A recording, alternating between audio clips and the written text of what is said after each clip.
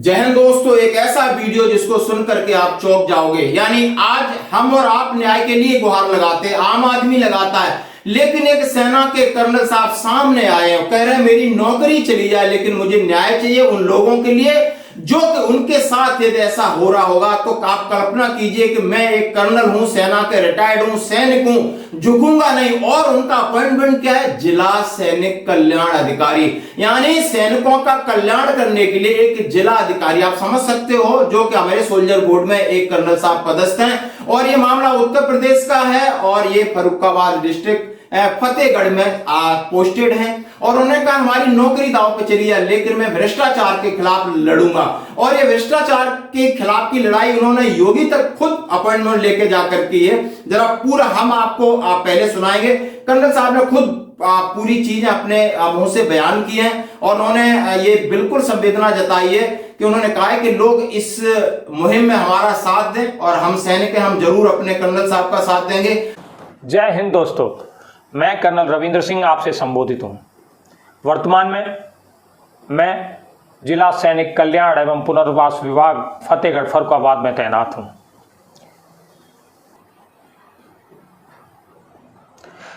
मैं यह वीडियो भ्रष्टाचार और उच्च अधिकारियों की अन्याय और भ्रष्टाचार के प्रति असंवेदनशीलता के प्रति ध्यान आकर्षित करने के लिए डाल रहा हूँ। वास्तव में यह वीडियो डालकर मैं अपनी नौकरी विदाओं पर लगा रहा हूँ, लेकिन मुझे लगता है कि सब चुप रहेंगे तो आखिर बोलेगा कौन? कौन आवाज़ उठाएगा फिर अन्याय के प्रति? हो सकता है कि हमें इस आवाज़ उठाने के बदले में काफ़ी मुसीबत और संघर्ष का सामना करना पड़े, कष्टों का सामना करना पड़े। लेकिन अगर हम कष्टों से डरेंगे तो हमारी आने वाली पीढ़ी सुरक्षित कैसे होगी? मैं तो सेना से हूँ और एक सैनिक हमेशा ही देशवासियों का कल सुरक्षित करने के लिए अपना आज कुर्बान करता है, अपनी जान कुर्बान करता है। आपको मैं एक अपने साथ हुई घटना सुनाता हूं। मैंने 1 जनवरी 2023 को यहां पर ज्वाइन किया था। यहां के परिसर में, कार्यालय परिसर में एक अधिकारी आवास है जो जिला सैनिक अधिकारी का आवास है, लेकिन उसमें एक एसडीएम सदर रह रहे थे, संजय सिंह। मैंने यहाँ आने के बाद उनसे विनय की कि आप अधिकारी कॉलोनी में शिफ्ट कर जाइए और मेरा आवास मुझे सौंप दीजिए, लेकिन वो तानाशाही और अड़ियल रवैया दिखाते रहे। बहुत मुश्किल से, बहुत परेशानियों के बाद, बहुत दबाव के बाद उन्होंने 4.5 महीने बाद उस आवास को खाली किया। लेकिन आवास खाली करते समय उन्होंने अधिकारी जैसी गरिमा नहीं दिखाई, बहुत ही अशोभनीय आचरण किया। उन्होंने एक सेना के अधिकारी के साथ उनका व्यवहार अमर्यादित, अशोभनीय और अस्वीकार्य था। हमारी सरकार सैनिकों के प्रति बहुत सम्मान जाहिर करती है, खुलेआम सम्मान जाहिर करती है, लेकिन यह कैसा सम्मान है कि उनके अधिकारी ही उनके नियंत्रण में नहीं है? उनके अधिकारी सेना अधिकारियों का खुलेआम अपमान कर रहे हैं, खुलेआम उनको परेशान कर रहे हैं। उन्होंने आवास खाली करते समय जो आचरण किया वो आप सुनेंगे तो आप खुद कहेंगे कि कितना अशोभनीय है। उन्होंने आवास खाली करते समय उससे समस्त बिजली की वायरिंग और फिटिंग्स चोरी कर ली। उन्होंने नलके की टोंटी, ओवरहेड टैंक चोरी कर लिया। उन्होंने बाथरूम के दरवाजे और खिड़कियां घर की चोरी कर ली।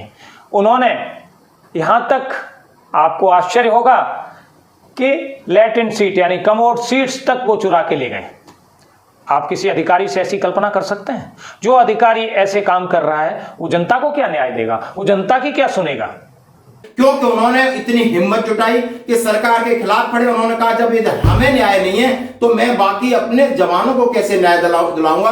और बात उस जनता की तो छोड़ दो जो उनके नीचे होती है, उनका परवाह नहीं करूं, लेकिन मैं, और अब भले मेरी नौकरी चली जाए, कुछ भी हो जाए, मुझे नहीं रहना, लेकिन मुझे न्याय चाहिए और न्याय चाहिए। आखिर बात करते हैं, जैसे मैंने कहा कर्नल रविंद्र साहब है, वर्तमान में जिला सैनिक कल्याण अधिकारी हैं और फतेहगढ़ फर्रुखाबाद में कार्यरत है। उन्होंने भ्रष्टाचार के खिलाफ और अपनी नौकरी दांव पे लगाई है। उन्होंने कहा यदि सब चुप रहेंगे तो आखिर बोलेगा कौन? यदि हम चुप रहेंगे, सहेंगे तो बोलेगा कौन? हम सैनिक हैं, हम ये हम जब देशवासियों को सुरक्षित रख सकते हो, उनके लिए देश को सुरक्षित रख सकते हैं, क्या हम अपने अधिकारों की रक्षा नहीं कर सकते? क्या बात कही, जबरदस्त बात कही है उन्होंने। कहा है, उन्होंने आप बीती बताई कि 1 जनवरी 2023 को मैं इस कार्यालय में एज ए जिला सैनिक कल्याण अधिकारी अपॉइंटेड हुआ, पोस्टेड हुआ, और यहाँ पर एक पर आवास था, यानी जो जिला सैनिक कल्याण अधिकारी का आवास था, उसमें एक एसडीएम साहब रहते थे, और उन्होंने एसडीएम साहब से कई निवेदन किया कि आप इस घर को खाली कर दीजिए, अपने आवास में जाइए, हमारा आवास है। लेकिन उन्होंने खाली नहीं किया। इसके लिए उन्होंने कई प्रकार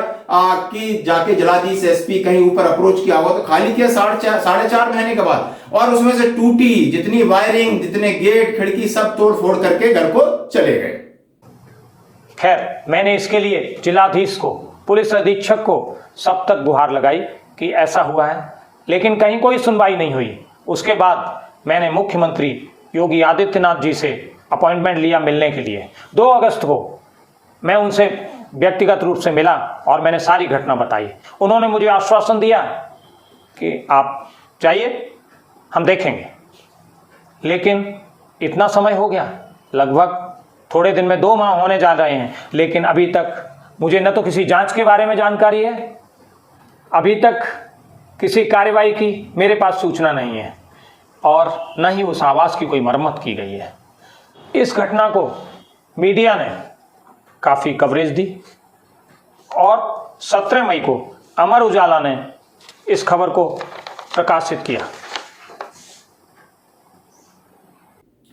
और इस अशोभनीय व्यवहार, वो भी एक अधिकारी है, उन्होंने बोला मैं क्षुब्ध रह गया, मैं परेशान रह गया, क्या इस तरह के अधिकारी का व्यवहार होता है? ऐसे अधिकारी जो इस तरह का कृत्य कर सकते हैं, उनसे लोग न्याय की उम्मीद किस तरीके कर सकते हो? और इसके लिए फिर हमने बीड़ा उठाया डीएम के पास, एसपी के साथ, कहीं कोई न्याय नहीं मिला। मैं 2 अगस्त को माननीय योगी जी से मिला, अपॉइंटमेंट लिया, उन्होंने आश्वासन दिया, लेकिन आज भी हम आश्वासन को ही लेकर घूम रहे हैं, कोई कार्रवाई नहीं है। आप जरा पूरा सुनिए। और उन्होंने कहा है, वरुण ये जानकारी इस वक्त साझा कर रहे हैं। देखिए, ये फर्रुखाबाद का मामला है, जिस तरह के आरोप अभी लगे हैं।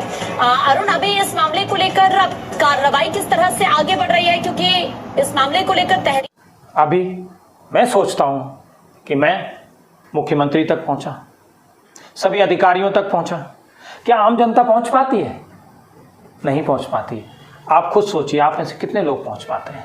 एक आम जनता, एक गरीब व्यक्ति न्याय के लिए दर दर ठोकरें खाता है, और अधिकारी उनके लिए बात को सुनते नहीं है, असंवेदनशीलता।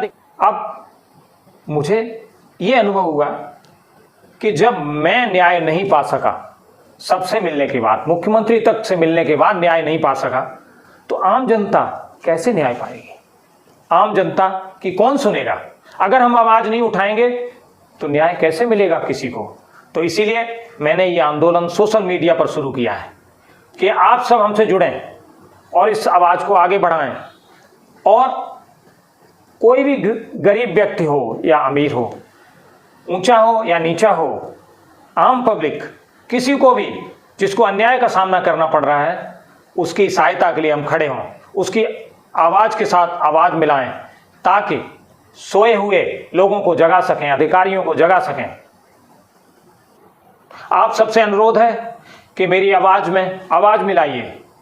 मैंने ये सोशल मीडिया के द्वारा आंदोलन शुरू किया है। इस आंदोलन का नाम है हाथ बढ़ाओ। एसडीएम सदर संजय सिंह के विरुद्ध कार्रवाई करने के लिए दबाव बनाया जाए। उन्होंने जो सरकारी सामान की चोरी की है, जो भ्रष्टाचार किया है, उसके विरुद्ध आवाज उठाई जाए और उन्हें न्याय के कटघरे में खड़ा किया जाए, उन्हें दंडित किया जाए, ताकि कोई भी अन्य अधिकारी किसी भी आम पब्लिक के लिए कभी भी इस तरह का अन्याय करने का या उनकी बात के प्रति असंवेदनशीलता दिखाने का दुस्साहस न कर सके। और जो भी उच्च अधिकारी उनको बचाने का प्रयास कर रहे हैं, उनको भी न्याय के कटघरे में खड़ा किया जाए और निष्पक्ष जांच हो।